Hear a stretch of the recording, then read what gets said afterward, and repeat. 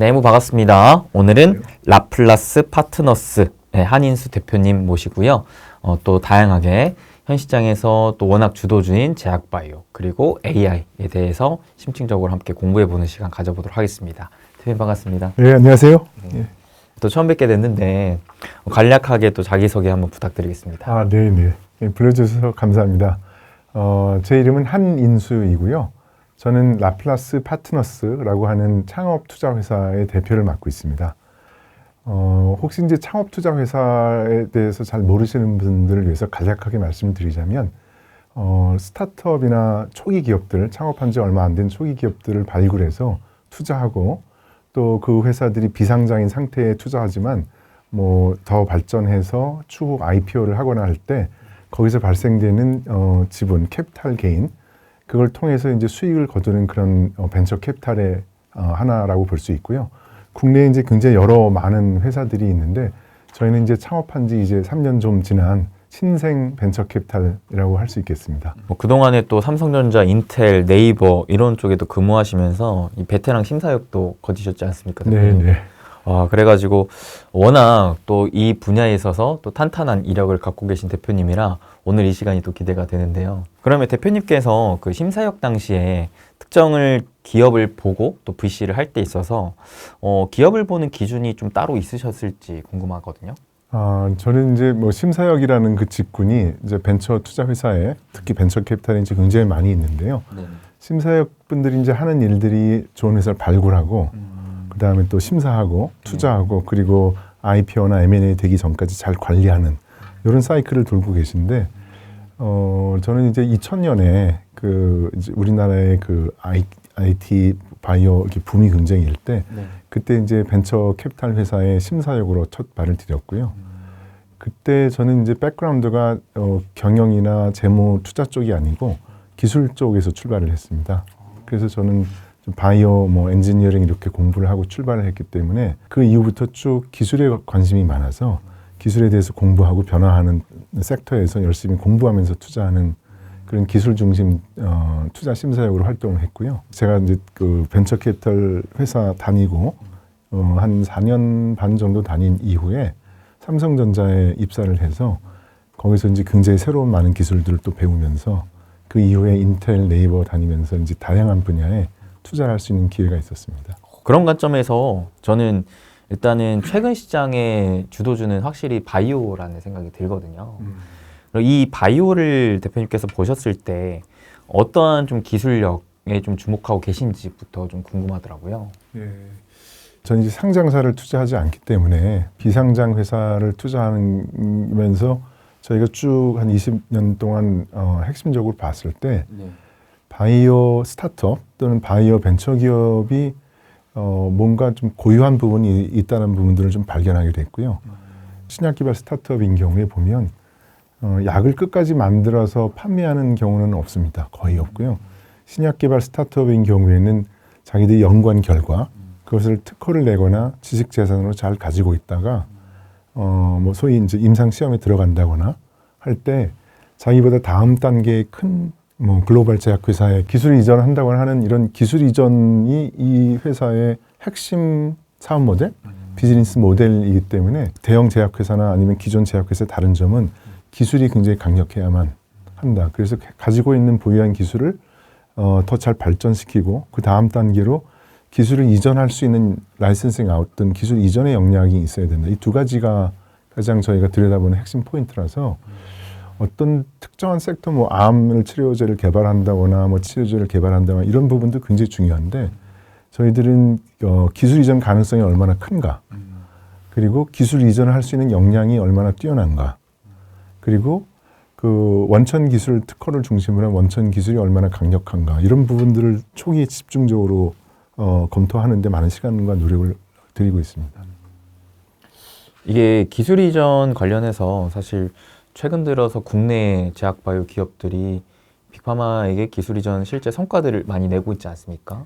그러면서 이거에 대한 기대감도 확실히 점점 더 커질 것 같다는 생각이 드는데, 그렇다면 이 기술 이전에 대한 이 가능성 역량을 판단하는 게 가장 또 중요하다고 하셨어요. 그러면 그거를 판단하는 데 있어서 우리가 좀 봐야 할 만한 또 기준이 있을까요? 일단 뭐 첫 번째는 창업팀에서 네. 경영진을 구성하고 있는 뭐 CEO, CTO, 뭐 CSO 등등 네네. 경영진 구성을 잘 살펴보면 과거에 대형 제약사 같은 데에서 어떤 기술 이전 경험이 많은 분들이 있습니다. 뭐 직접 기술 수출을 해서 수조 원대의 뭐 라이선스 딜을 경험했던 분이 있거나 혹은 제약사나 아니면 이전 창업 전에 기술 이전 업무에 대해서 굉장히 많은 경험이 있는 분들이 경영진에 포진되어 있을 때 소위 이제 기술 전문가 또 사업 개발 전문가 네네. 또는 생산이나 또는 연구 개발 그 매니징하는 그런 팀워크들이 잘 이루어졌을 때 회사에서 높은 시너지를 발생할 수 있을 것 같아서 저희는 일단 첫 번째 보는 건 경영진이 기술 이전 경험들이 있는가 이런 것들을 많이 살펴보게 되고요. 직접적으로 기술 이전을 하지 않았다 하더라도 이 업의 본질을 잘 꿰뚫고 있는 연구자들이 많이 계십니다.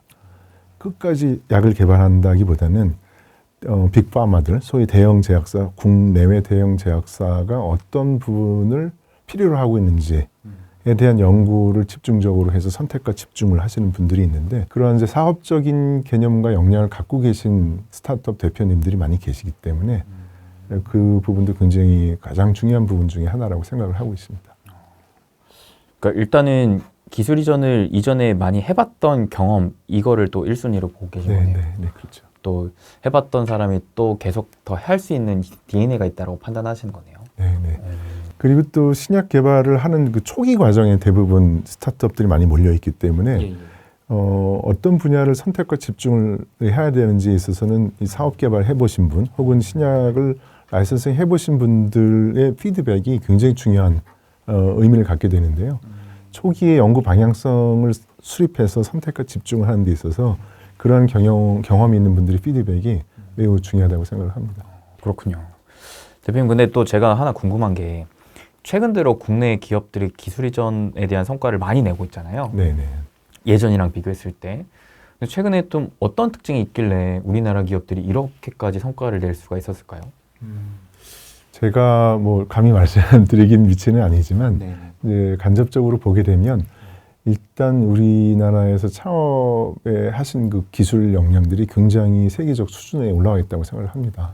물론 그 숫자적인 면에서는 뭐 미국에 있는 스타트업 기업에 비해서 뭐 미국이 100개라면 우리나라 한 10개 정도 수준으로 작다고 볼 수는 있는데 그 각각 회사들이 가지고 있는 기술 역량이 뭐 세계적인 수준에 육박하고 있기 때문에 저는 그 예를 들어서 주요 기술을 사가는 측에서 볼 때에는 미국 내에 있는 제약 바이오 스타트업도 당연히 검토를 하겠지만 전 세계적에 있는 뛰어난 과학기술자들이 만들어낸 그 결과물에 대해서 항상 관심을 갖고 있기 때문에 우리나라에 창업하시는 제약 바이오 쪽에 스타트업이 계신 분들의 기술적 역량 수준이 굉장히 높다. 저는 그렇게 생각하고 있습니다.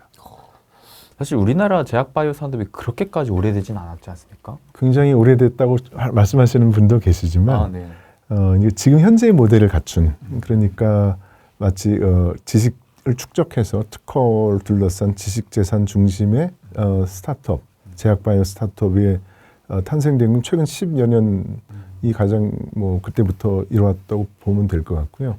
그 전에는 사실은 끝까지 약을 만들어서 파는 약을 개발하는데 많은 노력과 시간과 자본을 투자했다면 지금은 특정한 섹터, 즉 이 약이 다음 단계 임상을 실험할 수 있는 대형 제약사의 기술 이전으로 할 수 있는가 그 중심으로 창업들이 많이 이루어지고 있기 때문에 좀 더 기민하게 대응하고 또 과거보다는 더 신속하게 성장하고 이런 모델들을 많이 가지고 계신 것 같습니다.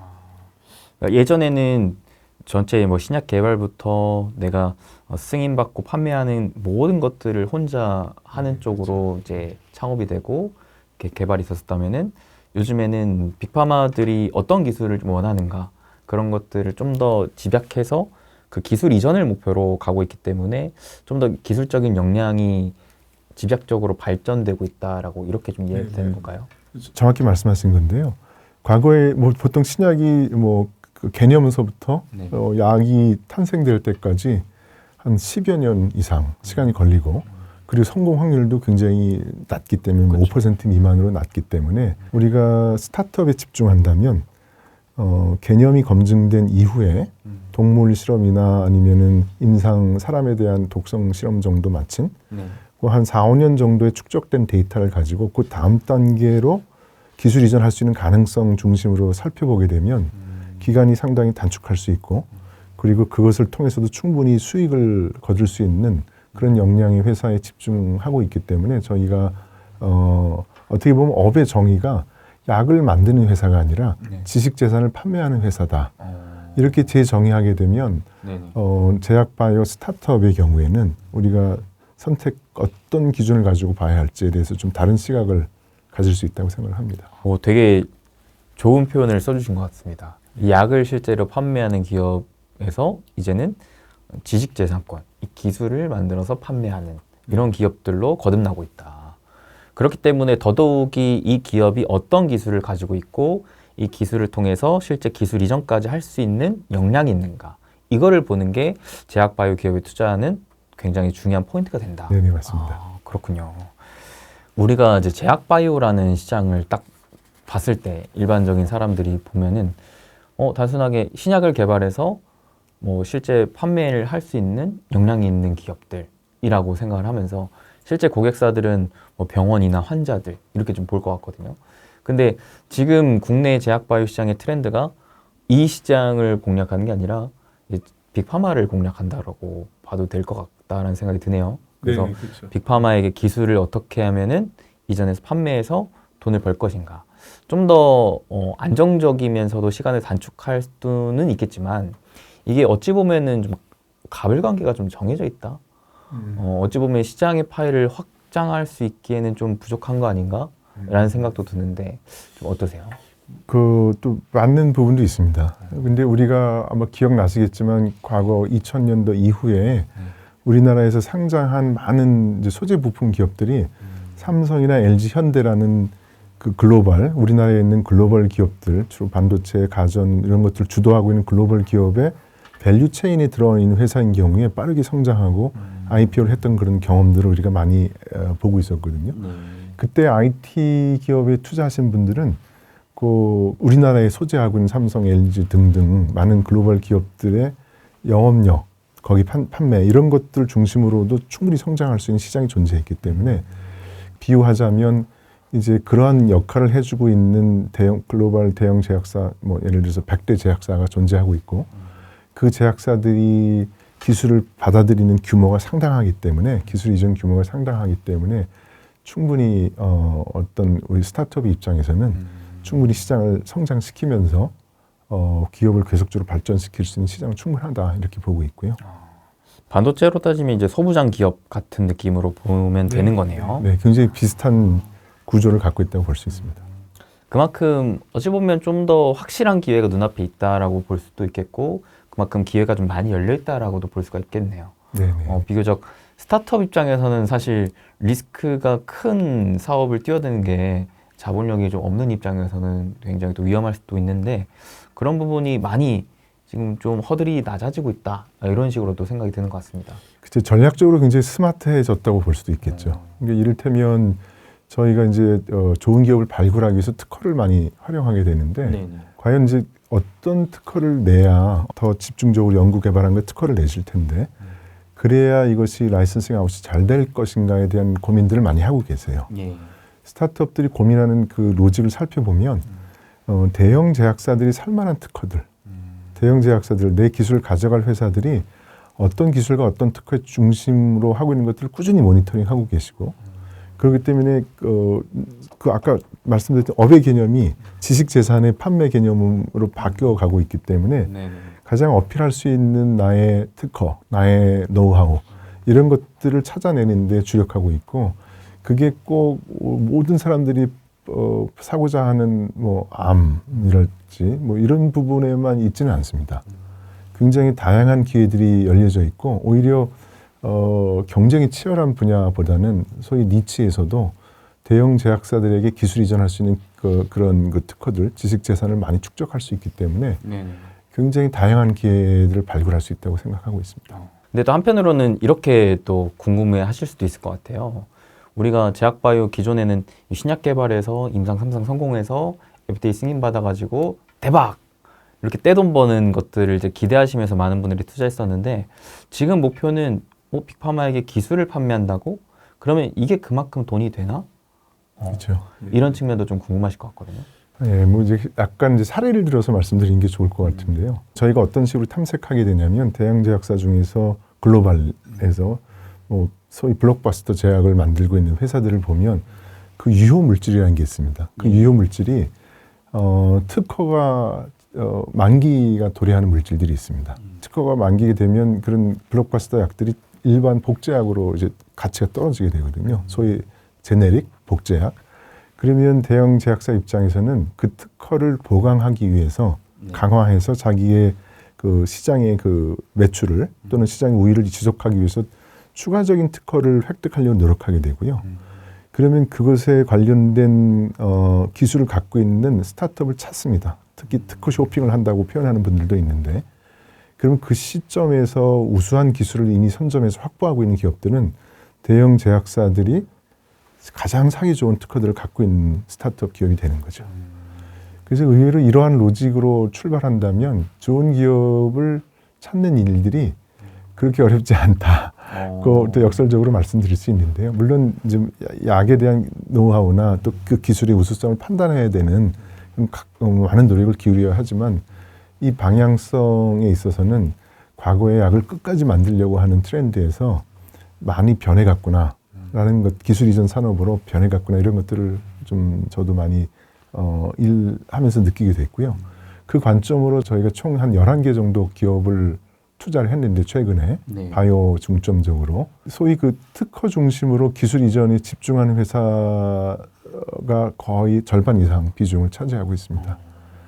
예, 그래서 이제 신약을 이렇게 좀 예를 들어서 특허 기준으로 나눠보면 신약 특허 그리고 또 맨 마지막에 밸류가 낮은 게 특허가 만료된 복제약 이렇게 놓게 되면 한 중간 정도의 개량 신약이라는 것들이 존재합니다. 뭐냐면은 기존 특허를 개량해서 강화한 여러 가지 특허, 뭐 제형을 바꾼다거나 혹은 드럭이 이제 약품이 몸에 들어갈 때 뭐 장기적으로 지속되게 변형한다거나 주사제 같은 경우에 기존 약품의 뭐 성능을 개선한다거나 아니면 투여 방법을 개선한다거나 이런 개선한 특허들을 소위 이제 개량 신약이라고 부르고 있는데요. 그 정도의 기술 경우에도 대형 제약사들이 찾는 경우, 이런 우리가 갖고 있는 약을 더 강화해야 되겠다. 아니면 우리가 갖고 있는 특허가 곧 만료될 텐데 이것들을 연장하기 위해서는 추가적인 특허가 필요하겠다.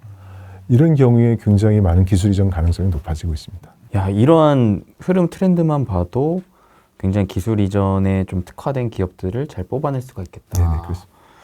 야, 제가 너무 영업 비밀을 말씀드린 것 같아서.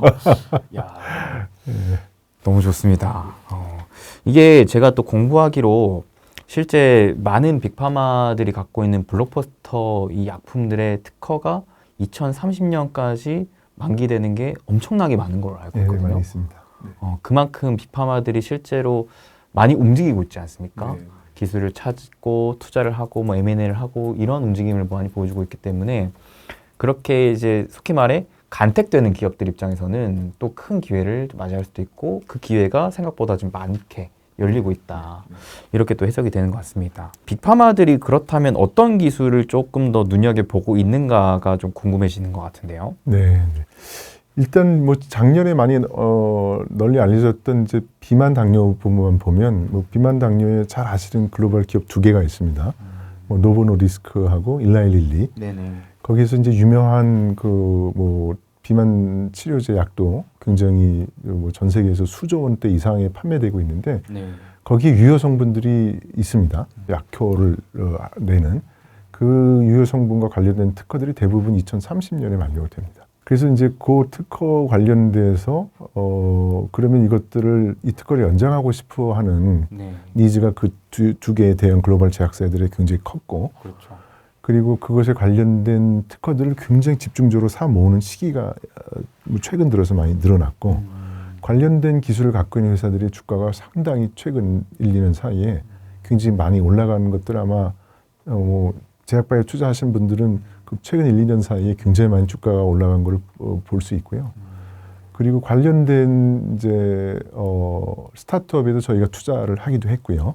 근데 이게 비단 비만 당뇨뿐만 아니라 또 세포 치료제에 관련돼 있어서도 국내 기업들이 면역 세포 치료제를 열심히 연구하시는 분들이 많은데 그것들을 이제 과거에 이제 뭐 암에 적용했을 때 뭐 단지 연명 치료 수준으로 뭐 1, 2개월 생존 기간을 연장하는 수준이 아니라 최근에는 그것들을 말 그대로 6개월, 1년 생명의 연장 기간을 많게는 완전히 암이 치료될 때까지 연구하는 그런 세포 치료제 회사들이 많이 있는데 그 경우에도 글로벌 기술 이전 가능성이 상당히 높은 이유는 갖고 있는 그런 그 핵심 기술에 관련돼서 글로벌 기업들의 트렌드가 명확하기 때문에 그 기술을 갖고 있는 회사들이 기술 이전 가능성이 어느 때보다 높아진 그렇다고 볼 수 있습니다.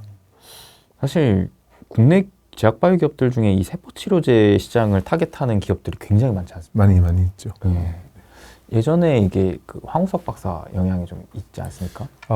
네, 그렇죠. 그 영향도 있고 특히 이제 그 면역 세포 치료제에 관련된 부분들 네네.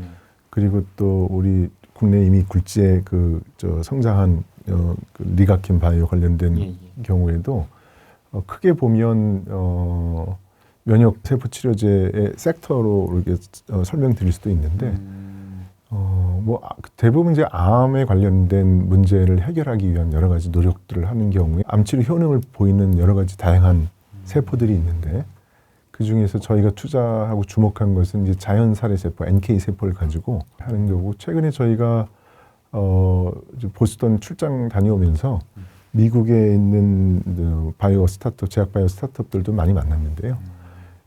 그 중에서 저희가 주목한 회사들도 역시 그 암 치료를 위한 면역 세포 치료제 관련된 회사들도 많이 만나보고 우리가 투자한 국내 기업과도 교류가 가능한지 이제 검토하고 있는 중이고요. 이게 확실히 항암 시장이라는 게 제약바이오 시장에서 가장 크다고 봐도 되지 않습니까? 가장 큰 시장이죠. 네, 그래서 이게 요즘에는 ADC가 또 이 시장에서 크게 화두가 되고 있는데 그 다음으로 우리가 이 면역세포 치료제, NK세포 이런 쪽도 계속 공부할 필요성이 있다라고 생각하시는 거네요. 네. 왜냐하면 이제 풀지 못하는 숙제들이 그 면역세포 이제 다양한 세포들이 존재하고 있는데 그 중에서 NK세포가 갖고 있는 특성은 약간 뭐랄까 그 T 세포, 소위 항원 항체를 기준으로 해서 이렇게 뭐 특정한 암종에 결합하는 그런 세포들도 약효가 굉장히 뛰어나지만 비교적 그런 것들에서 우회해서 다양한 뭐랄까 그 재발이 되는 경우에는 NK 세포 치료제가 상당히 효과를 보는 경우들이 많이 알려져 있고요. 말씀드리려고 했던 요지는 세포 치료제에도 굉장히 많이 각광을 받고 있는 부분이다 이렇게 생각을 하고 있고요. 특히 면역 세포 치료, 암 치료제에 있어서 굉장히 집중적으로 공부하고 있고 저희도 다른 회사들에 대해서 이미 한 군데 투자를 했지만 또 새로운 기회를 발굴하려고 노력하고 있는 중입니다. 오늘 제약바이오 관련 투자 팁을 너무 많이 전수받아가지고 저도 이제 공부의 의지가 더 불타오르는 것 같습니다. 저도 이제 면역세포 쪽으로 최근에 계속 좀 공부를 하고 있는데 이게 대표님께서는 워낙 이 VC 창업투자 쪽으로 투자를 많이 하고 계시지 않습니까? 그래도 상장사 기준으로 조금 비교 대상의 공부를 좀 하실 것 같긴 해요. 그렇죠. 그래서 제가 또 상장사에 투자하는 입장에서 혹시 이러한 기술력을 좀 확보하고 있는 기업들이 대표적으로 어떤 기업들이 있는지를 말씀해 주시면 저도 좀 공부 차원에서 한번 좀 찾아보려고 하거든요. 면역세포제로 일단 뭐 말씀드리자면 뭐 잘 아시는 뭐 회사들이 있습니다. 뭐 NK 세포인 경우에는 뭐 박셀바이오도 열심히 하고 있고요. 그 다음에 NK맥스 뭐 또는 뭐 GC셀 이런 회사들이 하고 있는 비슷한 영역의 연구를 한다 하시더라도 그 회사 갖고 있는 고유한 파이프라인 어떤 것들을 개발하고 있고 또 그 개발하고 있는 파이프라인의 각각의 성과에 대해서 면밀하게 보셔야 할 겁니다. 이게 어떤 경우에는 좀 실패하는 경우도 있고 어떤 경우는 성공하는 경우도 있기 때문에 비록 그런 비슷한 군에 속해 있다 하더라도 각 고유의 그 영역들은 다 다르거든요.